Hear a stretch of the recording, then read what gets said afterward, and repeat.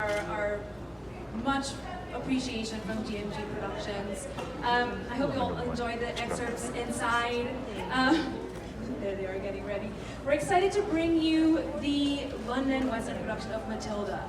Roald Dahl's magical story about a girl with extraordinary powers has been a favorite novel of millions of people across the world since it was first published in 1988. Matilda the musical first premiered in the Royal Shakespeare Company's home in Stratford-upon-Avon and played out to sold-out audiences for years until it moved to the West End in October of 2011. To this day, the production continues to play to sold-out houses in the Cambridge Theatre.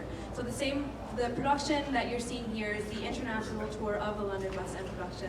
I'm very, very excited to bring that to you. And now, GMG Productions, GWB Entertainment, and Virtus Live are very excited to bring this show to you here. So, there they are. I think we're ready. So here to join us today is the resident director, Natalie Gilholm. Some of Natalie's directorial credits include Ghost the Musical, West Side Story, The Sound of Music, School of Rock, among many, many others. And she has performed in companies of Fiddler on the Roof, Cats, How to Succeed in Business Without Really Trying, and many, many more. Hayley Flaherty, who plays Miss Honey. This is Hayley's return to Matilda the musical after playing the role on the West End. Some of her other amazing theater credits include playing Sophie in Mamma Mia the musical, Sandy in Grease, Meg Giry in Love Never Dies, and Roxy Hart in Chicago. That's just a few of the roles that she's played. And of course, our Matildas, Zoe, Sophia, and Zara. Come on up, guys. Here they are. Every time I see them and I think they are quite little, I see them again and I'm reminded that they're so little. Thank you, everybody, for joining us. Just before we all get started, how is everybody enjoying Manila so far? Nice, yeah? Everybody enjoying the warmth? Yes, the weather. The warmth and the car rides are always very exciting here. So, is it sorry? Same in Singapore. Same in Singapore? Say that to the press of the Philippines. Did you hear that? So we were just talking about this being the international tour, and it's been all over the world. Where has the production taken you now? You three have been all over the world now, haven't you? So where have you been? Well, we went to their hometown, South Africa, and we went to China. All around China. Several stops in China, is that Yes. correct? Yeah. And now we're here. That's amazing. These little girls are so well traveled now. It's incredible. I don't know if you can see that their feet can't touch the floor. I know that the production has so many people working on the show from all over the world. Where is everybody from? I know our Matildas are quite international. Where are you all from? I'm from South Africa. Huh? I'm from Singapore. I'm from South Africa. That's really amazing. And Hayley, I know that you've played this role on the West End before. Yeah, I have. So I actually come from Scotland. Oh wow, Just to add to the mix, amazing. yeah, I played the role in the West End for about 3.5 years. Uh-huh.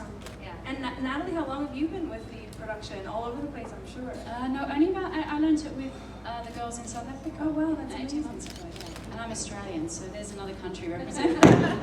I think we also have Poland represented, Belgium, English. yes, English. It's quite international. And then there's also a wealth of Filipino crew members working on the show too. It's really exciting for you guys to be here. So after doing all that work on the West End, Hayley, what makes you keep coming back to Miss Honey and to Matilda? For me, there's a part in your career where you sometimes come across these roles that are just everything you wished that you could play and everything that you kind of hoped along the way would land in your lap. And it was my favourite book when I was a little girl. I loved Miss Honey, I loved Matilda. And when I knew they were doing a show, I was like, oh, I just would love to be part of it. And was lucky enough to be part of it. And it's honestly, it continues to be my favourite job that I've ever done. It's a mixture of the songs, the clever writing, working with the children. Yeah, she's a lovely character, and I just never tire of her, really. That's incredible. I just reading your theater credits and seeing you on stage as Miss Honey is just amazing. It's Thank you. I've seen the show already, but you haven't. It's really good. And I watched the preview yesterday, and you three are on the stage for so long in the show, and you have so many lines. And I'm just sitting there thinking, what must this look like on a page? It's just continuous, very wordy dialogue. So what is aside from those long lines, what is the most challenging thing about playing Matilda? Well, one of the most challenging things is Matilda never smiles. And that is the exact opposite of me. And she keeps her feelings bottled up inside because she doesn't want anyone to know what she feels inside. And also, it's also the lines, as you said. And it's a very challenging role to play.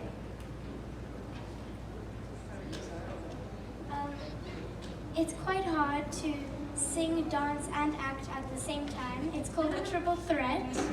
And also, all the lines, sometimes you forget. It's very hard to keep it in to not cry. And then, yeah, that's all. Well, what's the most challenging part is that there's so much to remember. There's like just so much singing, acting, dancing. You do like that whole bunch all together. It's just really hard. I can only imagine what it's like trying to do all of that choreography by still remembering all the lines and not smiling. That's one of the things I didn't think about. You don't see these little girls smile until at the end when they're finally bowing, which is such a feat, I think. If you think about all of the shows that are available to the public to watch, so few of them have that titular name kind of in the title, and you get to play this girl called Matilda in a show called Matilda. That's amazing. So just kind of looking at that, Natalie, when it comes to casting somebody for this role, what is it that you look for aside from them being pint-sized? I know there's so much, like you said, there's so much in the role of Matilda, and these girls don't leave the stage, and if they do, it's maybe a total of 4 minutes the whole show. So it is such a huge demand on young girls. Obviously, to sing, dance, and act at the same time and be a triple threat is one of the challenges. So that kind of goes without saying that all these girls that will end up playing Matilda have that ability and the talent. There's a wonderful essence of Matilda in all these girls in different ways. So every Matilda that I've ever seen and worked with has, there is an essence of Matilda inside of them somewhere, and it's about doing so much work on voice, on accent, on the learning the lines and all the rest of the rehearsals to really find where that essence of Matilda is. But it involves a lot of maturity and a lot of intelligence, and which it's a gift to watch the girls come before they've transformed into Matilda through this process of, even from the auditions it starts that process of kind of imbibing them with the Matilda training. And I think it's such an incredible thing to watch young children go from the beginning to then. These girls lead us, all of the adults on stage every night, and it's in such an incredible feat. We are led by these young girls on stage all night, and it's so inspiring to us adults all the time. So there is a strength of character that they bring. There is a real maturity and a lot of nuanced, intelligent conversations that we end up having with these young girls. It's quite always extraordinary to see. So obviously on top of the talent, there is certain kind of traits of Matilda that lies in all of them.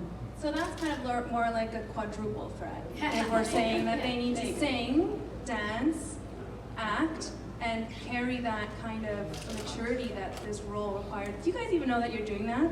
No. You just stand there and you're just like... I think it's best that they You just stand there and you do your thing, and and there are 8 shows a week, And these girls are basically, you're in this role orchestrating everything that's happening around stage, such a central character, and everything happens around their story, and it's really incredible. And I know, Haley, with you kind of right beside them, and you have this wonderful theater career working with them, what kind of advice would you give to these little girls who, I keep calling them little girls, I shouldn't do that, to these ladies, these young ladies, for what's ahead of them, I guess, in the future? I think in terms of advice, I think you wouldn't believe it, but they teach us a lot as well.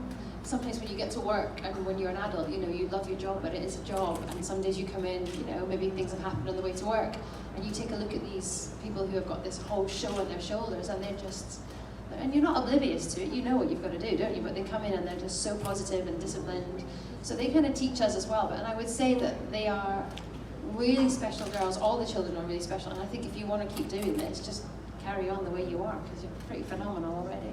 Thank you. It's really something else. And for us too, we've worked on a number of shows. The energy backstage is very different when you have children in the show.